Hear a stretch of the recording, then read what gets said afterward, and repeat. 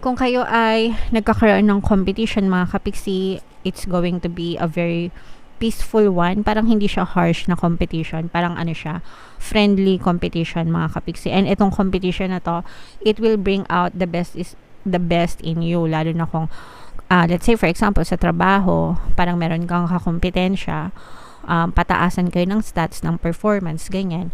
So, kasi pag kung sino yung mataas yung stats, syempre sa kanya yung bonus, 'di ba? May mga ganong klaseng competition sa workplace eh. So, itong competition na to, it's bringing out the best in you. So, it's a friendly competition na parang pinaaangat yung best mo, no? Parang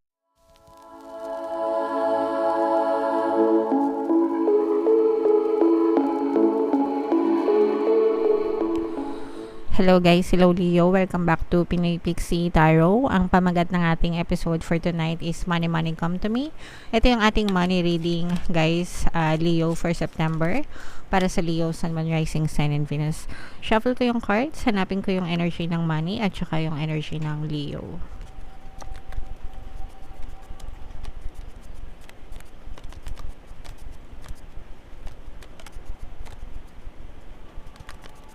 Ito yung energy ng money mga kapiksi. Ngayon naman, hanapin natin yung energy ng Leo.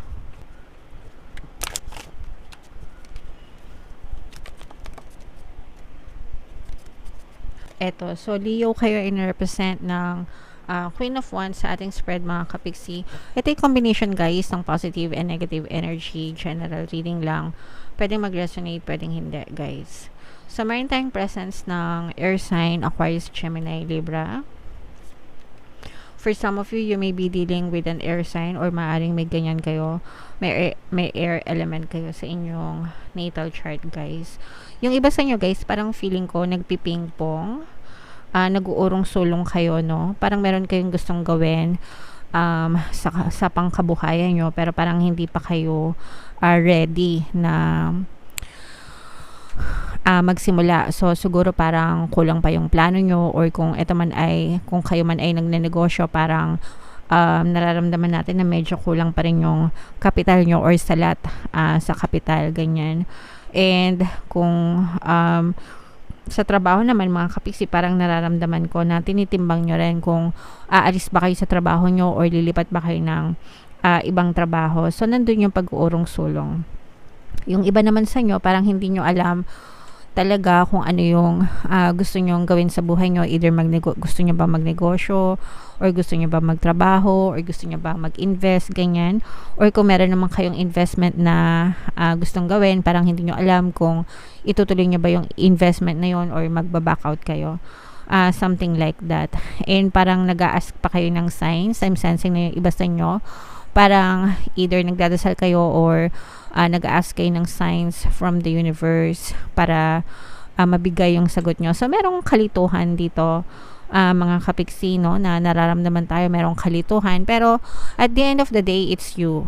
Ikaw yung dapat na nakakaalam kung ano yung gusto mo, okay? Kasi, the universe will just yield to you and the universe will just listen to you kung ano yung gusto mo. So, you have to declare what you want. So, siguro, pinaka-the best na gawin mo ngayon is isipin mo kung ano talaga yung gusto mong mangyari. Gusto mo ba magtrabaho? Gusto mo bang magnegosyo or mag-invest? Ask yourself that, okay?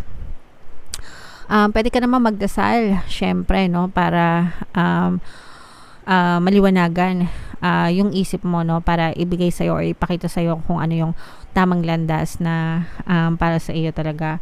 Pero kung hindi ka pa decisive, ibig sabihin hindi ka pa nakakapag-desisyon, mag-explore ka muna ng mga possibilities. Let's say for example, nagtatrabaho ka right now, dyan ka muna sa work mo habang nag-explore ka pa, habang nagsa-search ka pa, kesa naman yung basta-basta ka nalang magre-resign, diba? Tapos hindi mo naman sure kung gusto mo na ba talagang magnegosyo, di ba? So, aral-aral muna. Kumbaga, test the waters muna, di ba? Pwede ka naman magnegosyo or mag-sideline habang nagwo-work ka, di ba? Tapos, test the waters. Tingnan mo muna kung kikita ka ba, kung para sa'yo ba to talaga, kung mag-enjoy ka. Sometimes, kasi yung pagbibusiness, hindi lang naman yan limited sa may pera ka, no? Most of the time, dapat yan ini-enjoy mo talagang gawin. Kasi kung hindi mo ini-enjoy, mabilis kang mabubore. And baka malugi lang yung negosyo mo kung nabubuhay ka tas hindi mo naman maalagaan, di ba? So, dapat you do something that you enjoy, mga kapiksi. So, explore muna, no? Hanggang sa makapag-desisyon ka, mga kapiksi.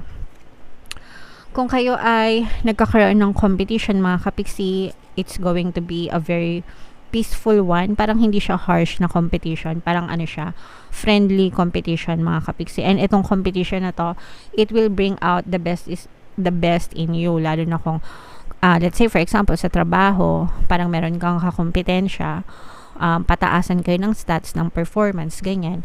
So, kasi kung sino yung mataas yung stats, syempre sa kanya yung bonus, 'di ba? May mga ganong klaseng competition sa workplace eh. So, itong competition na to, it's bringing out the best in you. So, it's a friendly competition na parang pinaaangat yung best mo, no? Para mag-effort ka para lumabas yung best mo, mga kapiksi. Ganun din sa negosyo. Let's say for example, may competitor ka sa business. So, syempre pag may competitor ka, kanya-kanyang isip yan ng mga strategies, marketing, 'di ba? Mga sales, chenes, whatever, pagandahan ng banner, whatever. So, kung ano na, 'di ba? Pero ang maganda nito is meron siyang magandang resulta ng magwo-work sa'yo. So, competition is not bad at all, mga kapiksi. It's part of our society and most of the time, it should bring out the best in you. Kaya nga, pagka may mga competition, I always suggest na you always focus on yourself. At saka itong competition na to, mga kapiksi, parang meron kang madidiscover dito na, kaya ko pala tong gawin, okay? Or, magagawa ko pala to. Or, meron palang ganito, no? So, parang yon, mag-uugat siya, tas mag-o-open siya ng other door of opportunities para sa'yo. Na parang dati hindi mo siya ginagawa, tapos ngayon, na-explore mo siya. So, pwede mo siyang palawakin or i-expand and magbubukas siya ng bagong opportunity sa'yo, mga kapiksi, okay? So, yeah. Maganda. Para sa'yo, Leo. So, comment down below, guys, if naintindihan nyo. And if naka-resonate kayo, Gemini. Leo. Wala tayong masyadong nakikitang negative energy except for yung pagiging indecisive, mga kapiksi. Dapat talaga desidido kayo sa kung anong gagawin nyo sa buhay. Kasi yun yung starting point. You have to define what you want.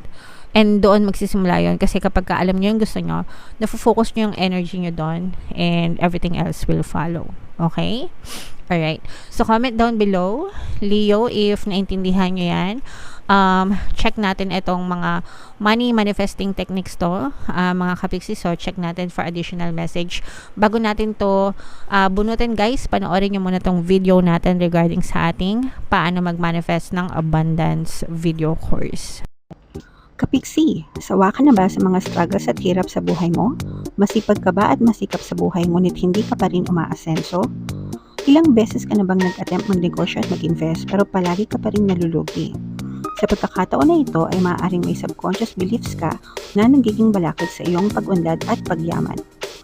Introducing, paano mag-manifest ng abundance video course.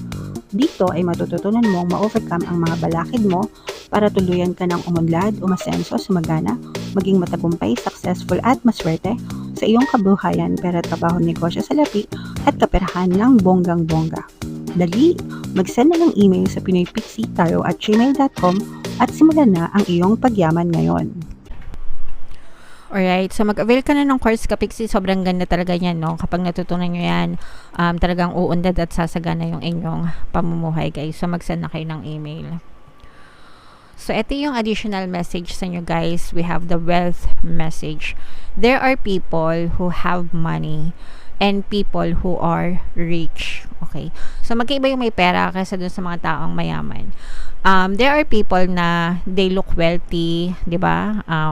Yung itsura nila, mga post nila, mga pormahan nila, di ba? Akala mo, yayamanin, ganyan. Pero at the back, at the back end, hindi nyo alam, hindi nyo nakikita yung mga utang nila, yung mga loan nila, yung mga credit cards nila na unpaid, ganyan, yung mga patong-patong na bills, no?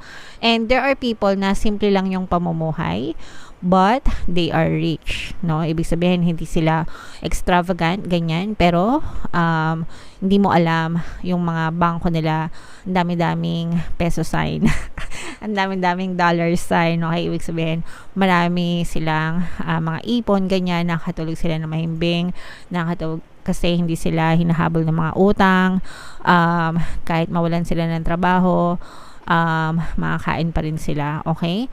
So, ganun yung ibig sabihin nito, mga kapiksi. It's all about yung lifestyle nyo. Kasi kahit na gaano kalaki yung kinikita mo, pero kung yung spending habits mo naman, ibig sabihin yung paggastos mo, is extravagant din, walang amount ng money yung yung pwede mong matanggap na masasabi mong mayaman ka talaga, mga kapiksi. Meron namang iba na, sabi ko nga, no, kahit gaano lang kaliit yung sweldo nila, pero hindi sila masyadong maluho, walang masyadong utang, kontento sila sa at the same time nakapag-save pa. May mga ganun, guys, no, yung kahit ang liit-liit lang ng sahod, minimum wager, ganyan, pero may mga savings sila compared dun sa iba na malaki nga yung mga sahod nila, 5 digits, 6 digits, no, pero kaliwat kanan naman yung loan, kaliwat kanan yung mga binabayaran, tapos kapag nawalan ng trabaho, wala na silang, diba, iyak, ganun. So, nagets nyo ba yung difference?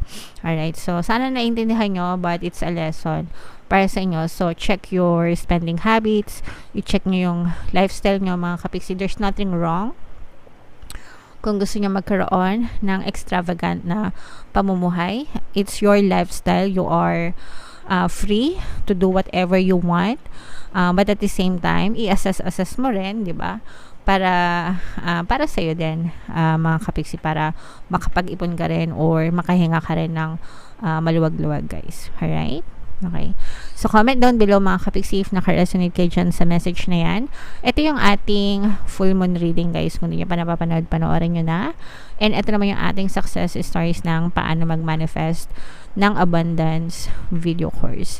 Thank you for liking, sharing, and subscribing, mga kapiksi, and see you again next time. I love you all, guys. Have a nice day. Bye-bye.